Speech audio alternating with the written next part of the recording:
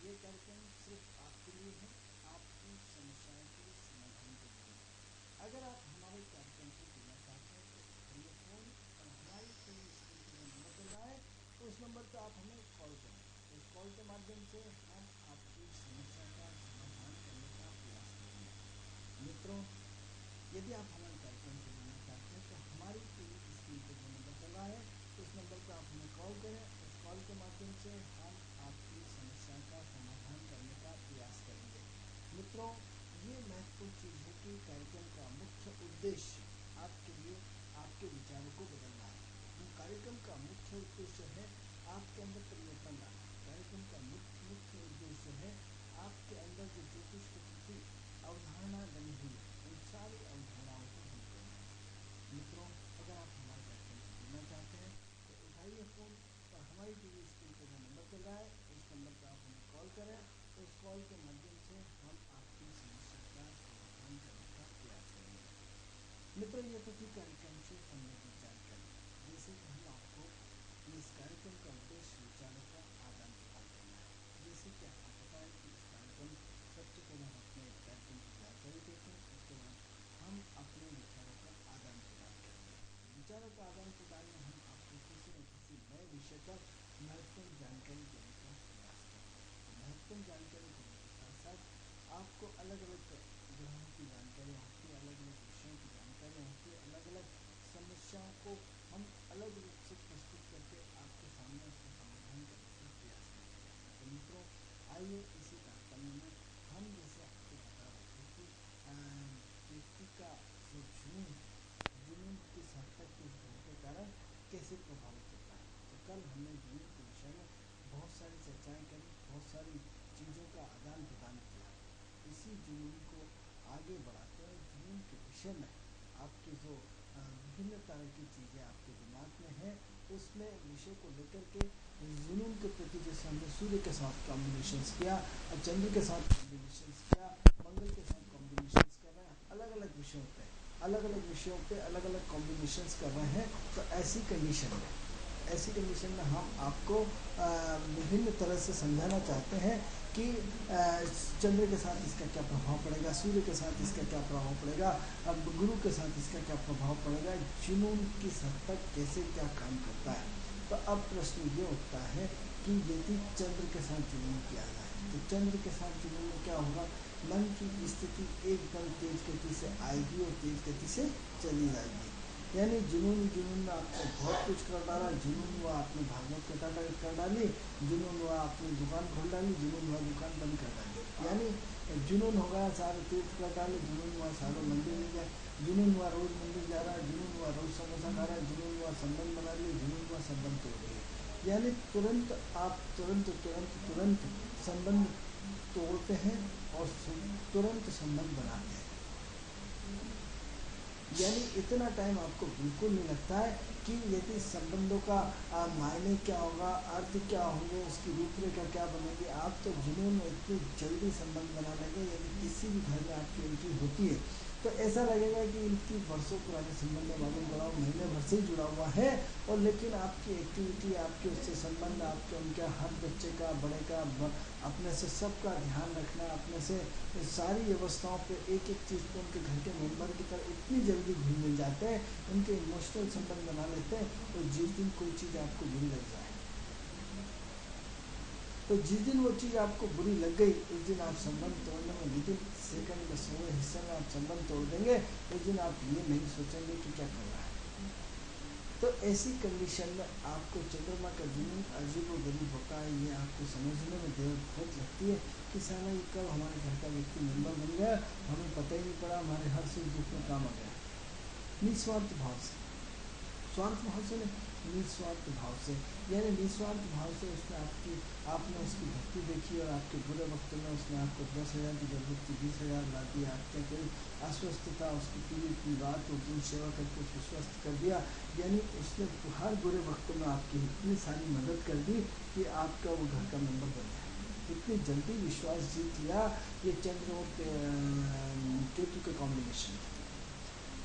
यानी इतनी जल्दी व्यक्ति विश्वास जीत लेता है, उसमें विश्वास जीतने की काबिलियत होती है, उसमें विश्वास जीतने की इतनी बड़ी ललक होती है कि वो तुरंत विश्वास जीत लेता है, उसको इतना टाइम नहीं लगता है, उसमें विश्वास में उसको कोई दिक्कत नहीं आती, इतना बेहतरीन विश्वास जीत लेता है कि जिसकी की कल्पना भी नहीं कर सकते। क्या आपके अंदर वो क्षमता है? यदि आपके अंदर वो क्षमता है तो ये मान के चलिए कि आपका चंद्र और केतु का कॉम्बिनेशन, यानी चंद्र और केतु का कॉम्बिनेशन इतनी तेज गति का, स्पीड लीड गति का। आप अपने बच्चे के लिए लड़की देखने गए, लड़की देखी, आपने बच्चों को न दिखाया, ना उसकी माँ को दिखाया, ना बहन को दिखाया, ना पड़ोसी को दिखाया, दिनों में उठाया, बाजार से मिठाई की पेटी ली और आपको पक्का कर दिया। मालूम पड़ा बच्चे को लड़की समझ में नहीं आई, बाद में बहुत दिक्कतें आई, बहुत हंगामा हुआ, लेकिन आपने उसको टूटने नहीं दिया। मालूम पड़ा मजबूरी में लड़ाई जीवन करके आपने अपने बच्चे को भविष्य खराब कर दिया। इतना जल्दी, इतनी स्पीड। लेकिन ये दौर आता है, ये महत्वपूर्ण चीज़ हम कहना चाहेंगे कि ये दौर आता है, ऐसा जुनून आता है। ऐसा नहीं आप रोज रोज नहीं करते हैं, आपको खूब चलो चलो मंदिर नहीं जाएंगे, जब मूड हुआ सारा रोज मंदिर जाएंगे। आपको लगा ये मंदिर टूटा फूटा, इसका जीर्णोद्धार होना चाहिए। जुनून चला, भीख मांगेंगे दूसरों के लिए, घर घर गली गली मोहल्ला लगाएंगे और मंदिर का निर्माण करके मांगेंगे तो कितना कुछ होगा। जुनून अजीब गरीब संकी टाइप जुनून, जिसे आप संकी कहते हैं, संकी होता मास्टरमाइंड होता है, लेकिन इतना खतरनाक मास्टरमाइंड कि वो आपकी गति से नहीं दौड़ सकता। या तो आपकी गति से लाखों करोड़ों गुना पीछे रहेगा, या आपकी गति से लाखों करोड़ गुना आगे रहेगा। यानी सामान्य स्पीड तो नहीं है, ये तो पक्का है। यानी इतनी तेज स्पीड जिसकी कल्पना भी नहीं, इतनी खतरनाक स्पीड। किसके कारण? केतु और चंद्र के कारण। तो मित्रों, अब ये तो नेगेटिव बात हुई, अब पॉजिटिव बात क्या है? पॉजिटिव बात, ये लोग बहुत प्रतिभाशाली होते हैं मित्रों, सारी कलाओं से ज्ञाता होते हैं, इनके हर कला का फन इनके अंदर होता है। भगवान कृष्ण की 16 कलाओं में से जो कलाकार ग्रह है वो चंद्रमा है। मित्रों, जानकारी के लिए हम आपको बताना चाहते हैं कि यदि इन 9 ग्रहों में से यदि खतरनाक ग्रह है तो मात्र चंद्रमा। हाँ मित्रों, शनि से खतरनाक है, राहु से खतरनाक है, केतु से खतरनाक है, गुरु से खतरनाक है, क्योंकि चंद्रमा जो है हमारे मन की स्थिति को रिप्रेजेंट करता है। मन हमारा खुश है तो मित्रों पूरी दुनिया खुशी नजर आती है, और मन हमारा दुखी है तो पूरी दुनिया हमें बेकार नजर आती है। हमारा मन कब किस में कहाँ कैसे किस तरह लग जाए कोई पता नहीं। हमारा मन बड़ा अजीब हो गया, इस मन को पकड़ पाना बहुत डिफिकल्ट काम है। इस मन को आज तक कोई नहीं पकड़ पाया। जिसने इसको मन को पकड़ने की कोशिश करी सब फेल हो गए, सब सब सब सब सब फेल हो गए। मन की गति का मापदंड आप जान सकते हैं, शास्त्रों में तो मन की गति का उल्लेख भी है, यदि आप पढ़ेंगे तो समझ में आ जाएगा। हर गति का पैमाना है, सूर्य की गति का पैमाना है, चंद्रमा की गति का पैमाना है, राहु की गति का पैमाना है, केतु की गति का पैमाना है, गुरु की गति का पैमाना है। अरे साहब, ये कहाँ से पैमाने नापने लगे? इनके पास कौन सी मशीन? अरे भाई पंचांग, और उनकी गति लिखी रहती है। सूर्य प्रातःकालीन, सूर्योदय प्रातःकालीन, सूर्य अस्त, नक्षत्र इष्ट, पूरा सारा का सारा पंचांग जो बनता है, कब सूर्योदय होगा कब अस्त होगा, उसके अंतर्गत लास्ट में लिखा रहता है सूर्य की गति, चंद्रमा की गति, मंगल की गति, बुध की गति, शुक्र की गति, राहु की गति, केतु की गति, शनि की गति, हर ग्रह की गति लिखी रहती है। उस गति की स्पीड होती है कि ये ग्रह इस स्पीड से भाग रहा है, और उस गति का पूरा एक पैरामीटर लगा रहता है कि ये ग्रह इतनी स्पीड से काम कर रहा है। इसका मापदंड ये है। तो मित्रों, महत्वपूर्ण चीज़ ये है कि हर चीज़ की गति सुनिश्चित है। तो आपको मालूम पड़ जाएगा कि सूर्य आज की किस गति से, चंद्रमा आज किस गति से। जब गर्मी पड़ती तो भीषण गर्मी से दिन बड़े होते हैं, सूर्य की गति का मापदंड आपको मालूम पड़ जाएगा। आजकल दिन बहुत छोटे हैं, आपको सूर्य की गति का मापदंड मालूम पड़ जाएगा। 2 मिनट के अंदर सूर्य की गति का मापदंड मालूम पड़ जाएगा कि आज सूर्य की गति क्या है। गति का उल्लेख हमारे पर डे के पंचांग में है। जो लोग काम करते हैं उन सबको पता है कि ज्योतिष की गति दिन भर हर ग्रह की अपनी गति निभाती है। आप सोचेंगे साहब वो तो सूर्य है, केतु है, मंगल है, हम हमारे सब कुछ चलाते हैं तो इनकी गति तो फिक्स होती होगी ना। कोई गति फिक्स नहीं होती है। कैसे माने? अगर सीधा सीधा देख लीजिए कि हर महीने में सूर्य एक राशि 31 डिग्री का होता है। एक दिन में 1 डिग्री चलता है, 30 दिन तक 30 डिग्री चलता है। लेकिन आज जैसे ही मकर संक्रांति आती है तो 14 जनवरी से 14 फरवरी को सूर्य एक महीने रहता है। 14 फरवरी से 14 मार्च सूर्य दूसरे कुंभ में रहता है।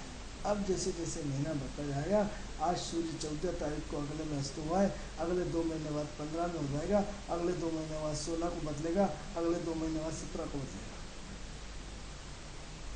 14 से 15, 16, 17 तक सूर्य को बदलते देखा है। इन द सेंस उतना ही फिर पीछे जाएगा, उतना ही आगे जाएगा, उतना ही आगे जाएगा, उतना ही पीछे जाएगा। 6 महीने आगे जाएगा, 6 महीने पीछे जाएगा। गति कम हुई। अभी सूर्य जब अपनी गति से बढ़ता है एकदम, सूर्य के साथ गुरु की बात कर रहा हूँ, गुरु तेज गति से चलते चलते एकदम धीमा हो जाता है। गुरु की गति एकदम धीमी हो जाती है, मंगल की गति तेज गति और धीमी गति हो जाती है। यानी ये स्पीड से चलते भी हैं और घटते भी हैं। जैसे कि गुरु को 13 महीने के अंदर एक राशि में पूरा का पूरा साल निकालना है,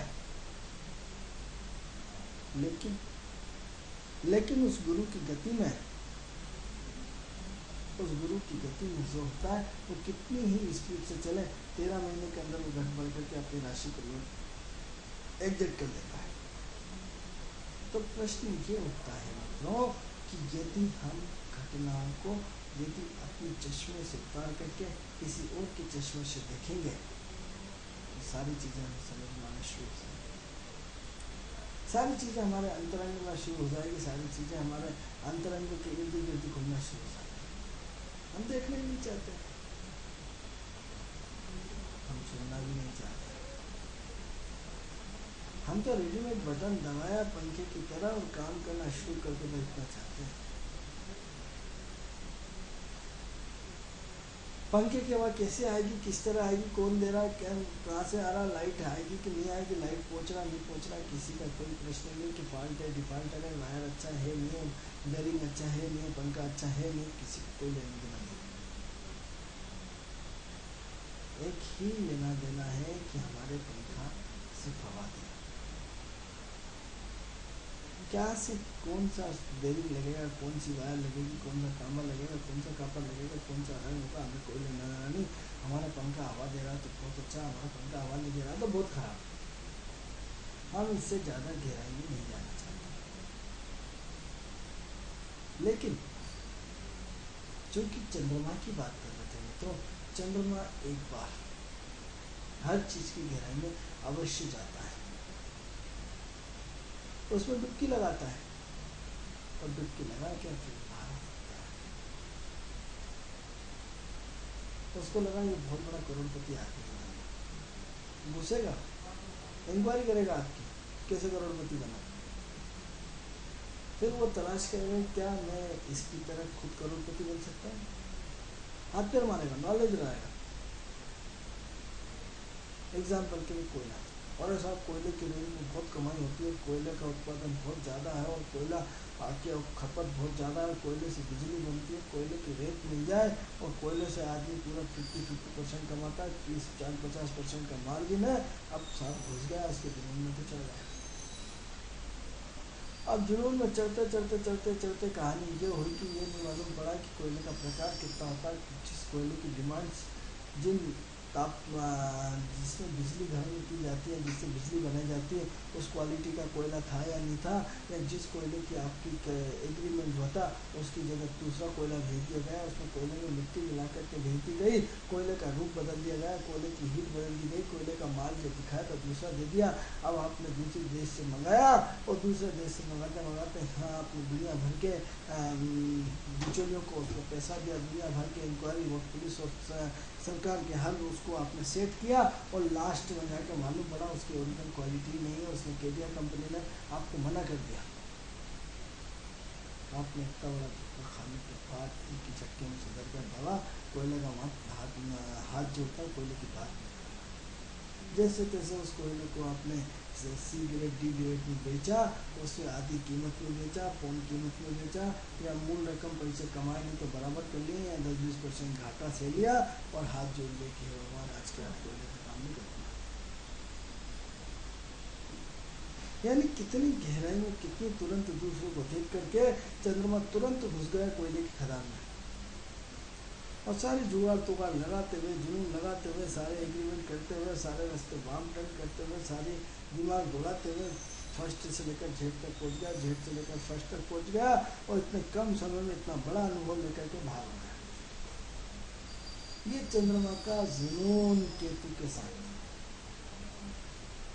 एक आदमी खूब सोता रहेगा, सोता रहेगा, सोता रहेगा, उठ भैया नहीं उठूंगा, उठ भैया नहीं उठूंगा, उठ भैया नहीं उठूंगा, 12 बज गई नहीं उठूंगा। एकदम उसका अपने मित्र का, अपने काम का, अपने धंधे का, अपने ऐसा फोन आता है, वो विदिन 5-7 मिनट के अंदर, उन 7 मिनट के अंदर पेस्ट हो जाती है, लेटरिन हो जाती है, नहाना धोना हो जाता है, कपड़े पहन लेते हैं, नाश्ता हो जाता है, और धक धक के फाड़ पीते मेरे पहन के बाहर निकल के 10 मिनट में वरिष्ठ हो जाता है। कल्पना कर सकते हैं, सोच सकते हैं? हमने तो देखा है जिंदगी, जब तक सो रहे हैं सो रहे हैं। जैसे उनके अपने खास फोन आया, अपने व्यापार का, अपने प्रियतमा का, अपने मिलने जुलने वालों का, अपने क्रिकेट खेलने वालों का, अपने दोस्तों का, या अपने खास फोन आया जिसमें उनकी रुचि, क्या उन्होंने 10 मिनट के अंदर, मित्रों आप कल्पना करें, 10 मिनट में तैयार रख सकते हैं? इम्पॉसिबल। लेकिन यकीन मानिए हमने 10 मिनट तो बहुत ज़्यादा होता है, हमने तो 7 मिनट में तैयार होते हैं।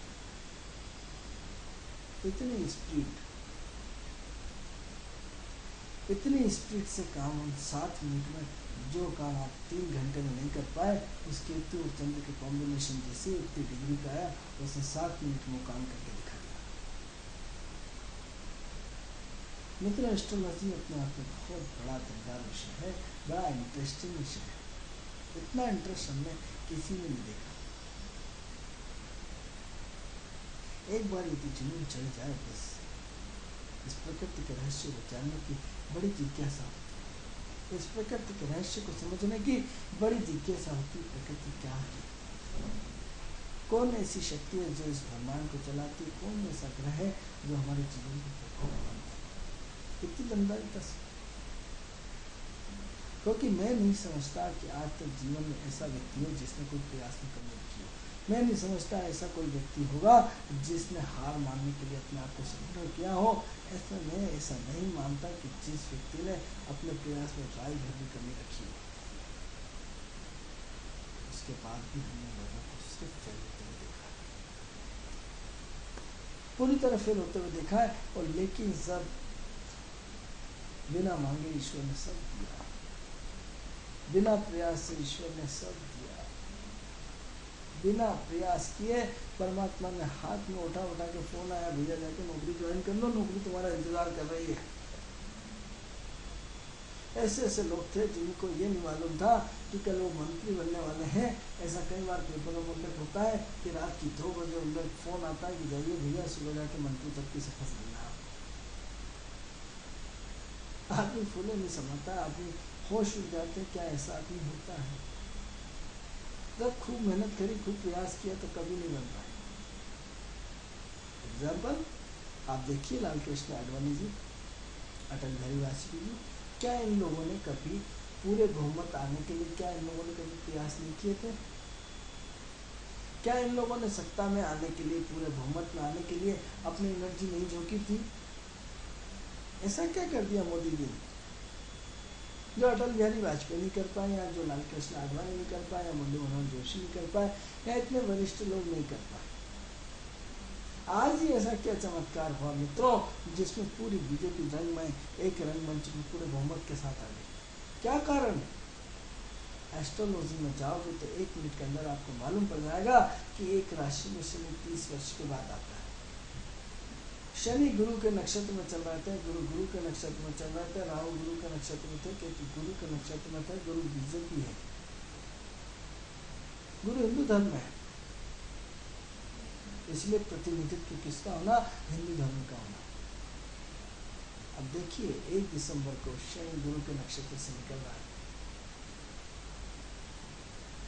1 दिसंबर को जैसे ही गुरु शनि के नक्षत्र से निकलेगा, धीरे धीरे धीरे धीरे धीरे धीरे राजनीति में बड़ा भूचाल आना शुरू हो जाएगा। मित्रों, नए वर्ष 2015 में राजनीति का बड़ा भूचाल आएगा, आप देख के धन रह जाएंगे। किसके कारण? चंद्रमा के कारण। राहु चंद्रमा के नक्षत्र में आ रहा है। राजनीति का एक नया मूवमेंट्स आने वाला है, राजनीति का नया रूप प्रस्तुत होने वाला है, एक नई राजनीति की नई परिभाषा लिखी जाएगी। राजनीति में नए नए विवाद खड़े होने वाले, राजनीति का पूरा रूप बदलने वाला है। ऐसे चमत्कार होने वाले हैं मित्रों, देख के दंग रह जाएंगे। तब आप हमें विश्वास करिएगा कि एस्ट्रोलॉजी होती है।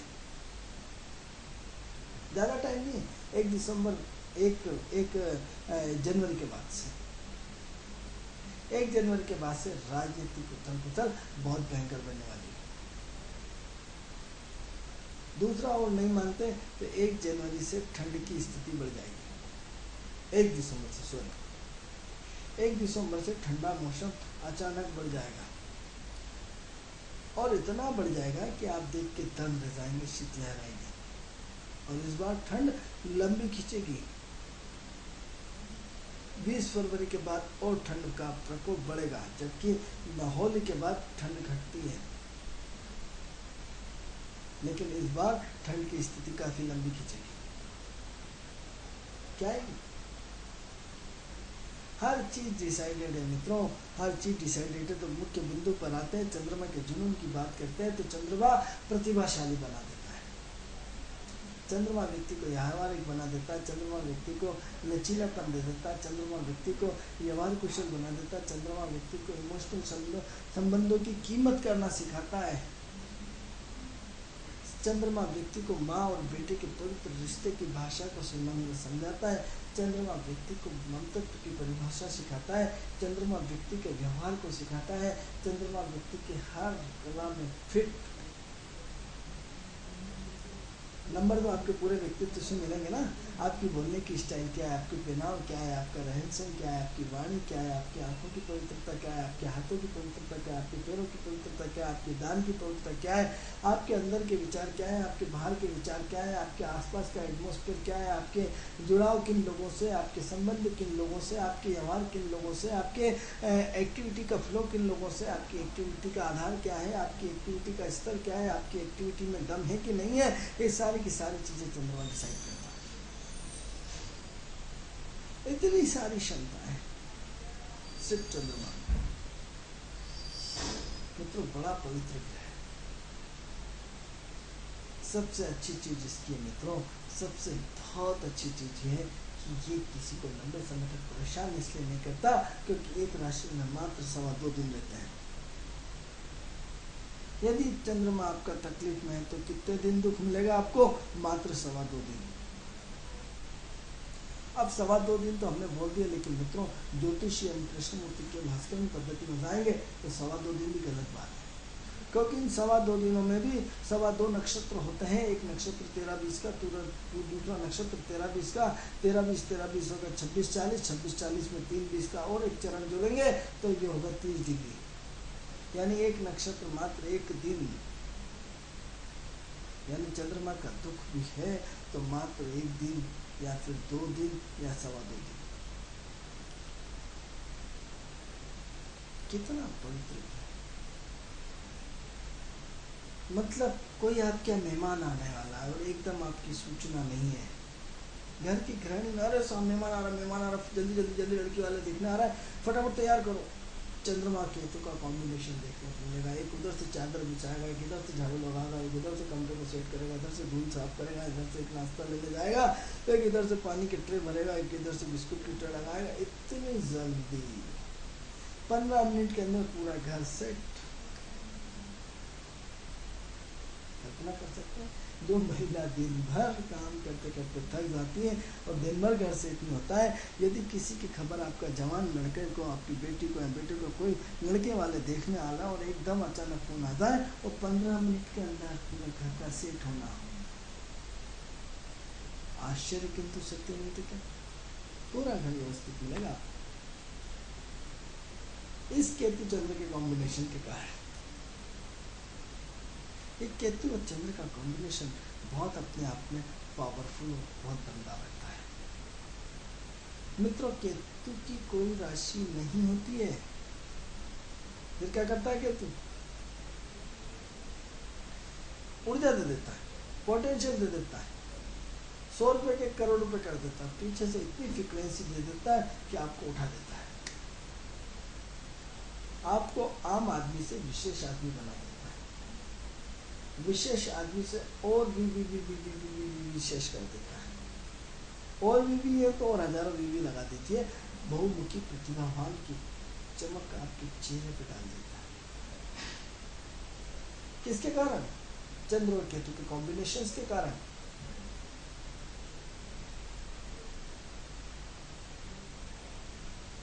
जो काम कोई नहीं कर पाता, चंद्र और केतु के लोग कर देते हैं। एक ऑफिस में गए, ऑफिस में साहब आपका काम नहीं हो सकता, फिर आप रोज गए, अरे साहब कर दो, फिर ऑफिस में भगा दिया, नहीं साहब आज नहीं कर सकता, फिर गए, अरे साहब कर दो, फिर लगातार एक ऑफिसर भी दिन फैल जाएगा कि इस आदमी को मैंने रोज 10 दिन तक भगाया, लेकिन इसकी हिम्मत देखिए कि उसके बाद भी मैंने इसको गाली दी, इसको भगाया, इसको सब कुछ कर दिया, उसके बाद भी आदमी मेरे घर के रोज चक्कर लगाता, मेरे ऑफिस के रोज चक्कर लगाता, हिम्मत नहीं आता है, आदमी ना भैया आदमी तेरा काम। जुनून, उसे काय का सम्मान का जुनून, न अपमान का जुनून, न काय का जुनून, न गर्मी का जुनून, न सर्दी का जुनून, न दिन का जुनून, न रात का जुनून, न अंधेरे का जुनून, न उजाले का जुनून, न लोगों का जुनून, न शर्म, न एक काय की कोई कुछ नहीं। उसको तो सिर्फ एक लक्ष्य दिख रहा है कि मेरा काम करवाना है मुझे। कितनी बड़ी बात है मित्रों।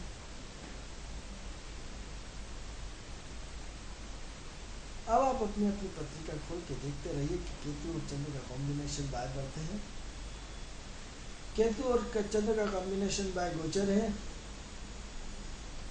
केतु और चंद्र का कॉम्बिनेशन बाय नक्षत्रों के थ्रू है, केतु और चंद्र का कॉम्बिनेशन बाय एक दूसरे की दृष्टि के थ्रू है, युति के थ्रू है, दृष्टि के थ्रू है, नक्षत्रों के थ्रू है, राशियों के थ्रू है, किसके थ्रू है? जो लोग प्रतिभावान हैं उनके तो होता ही होता है, निश्चित रूप से होता होगा, 100% होता होगा।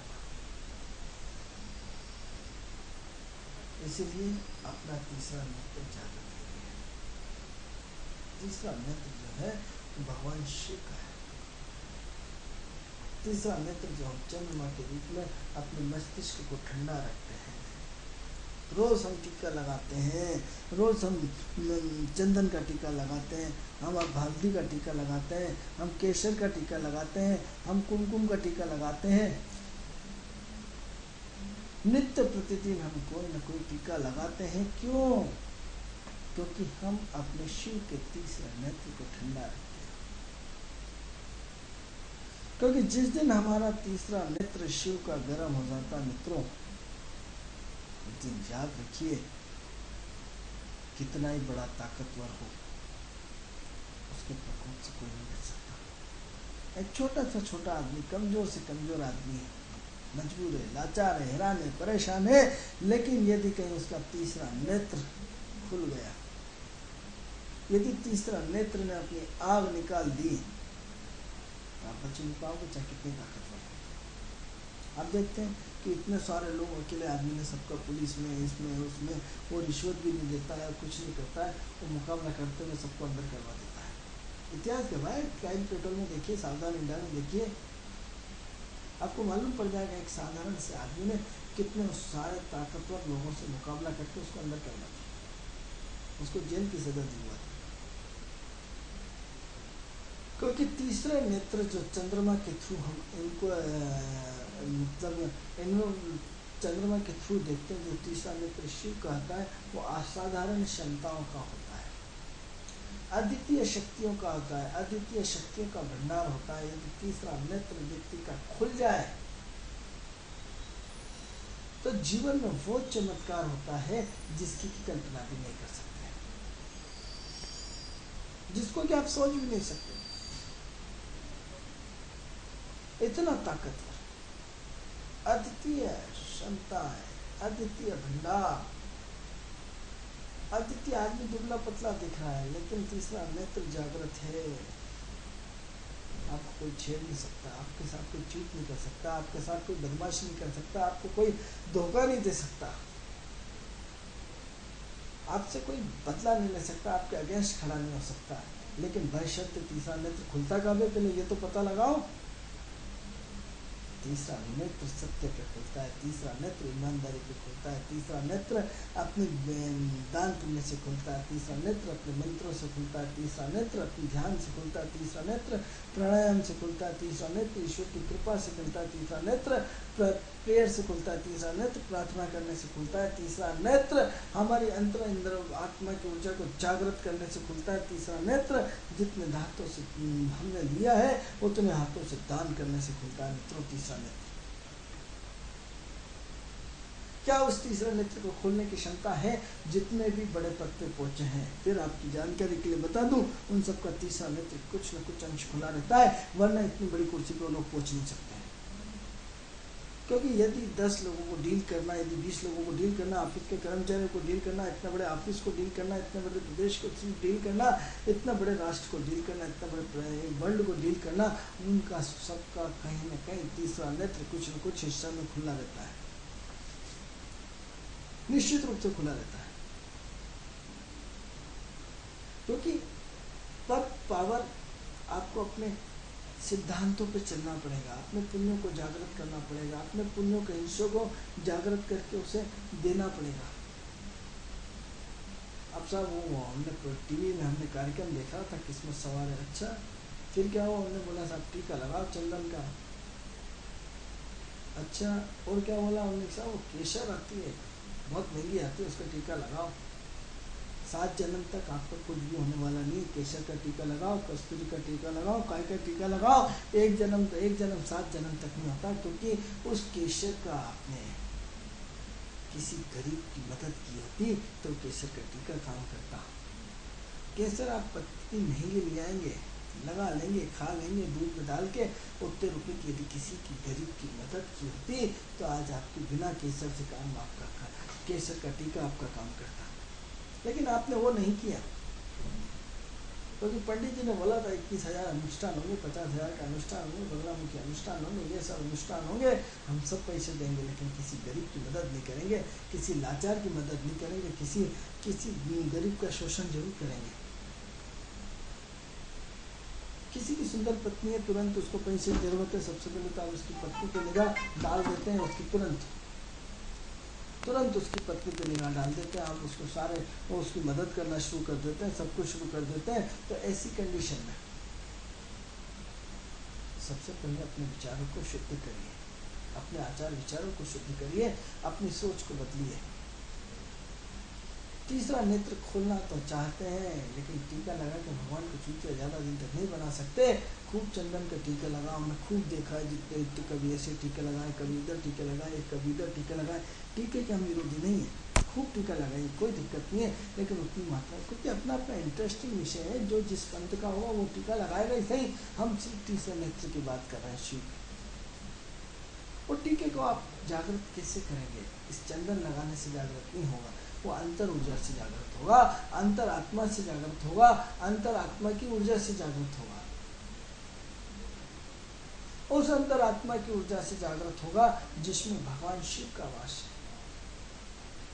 वो शिव जो तीसरे नेत्र के रूप में, यदि आप कहते हैं कि ज्योतिष शिव का तीसरा नेत्र है, आध्यात्म तीसरा नेत्र हो सकता है, लेकिन हम ज्योतिष को भी इसका तीसरा नेत्र मानते हैं। अब साहब आपका प्रश्न ये होगा कि साहब हमने तो खूब दान पुण्य करे, हमने ये करा, हमने वो करा, हमारा नेत्र तो जागृत हुआ ही नहीं। अरे जब आपको बोला कि ज्योतिष शिव का तीसरा नेत्र है, आध्यात्म का तीसरा नेत्र है, यदि किसी मुसीबत में फंस गए, ज्योतिष ने आपको उपाय बता दिया, आपसे वो उतने समय तक बच के निकल गए, यही तो तीसरा नेत्र है। अलग से कोई तीसरा नेत्र आएगा क्या? अलग से वो सारी क्षमताएं आएंगी क्या? वो सारी चीजें आपके अंदर जागृत करनी पड़ेगी चंद्रमा के थ्रू। अपने आप को बदलना होगा। मित्रों, विषय बड़ा व्यापक है, विषय बड़ा मार्मिक है।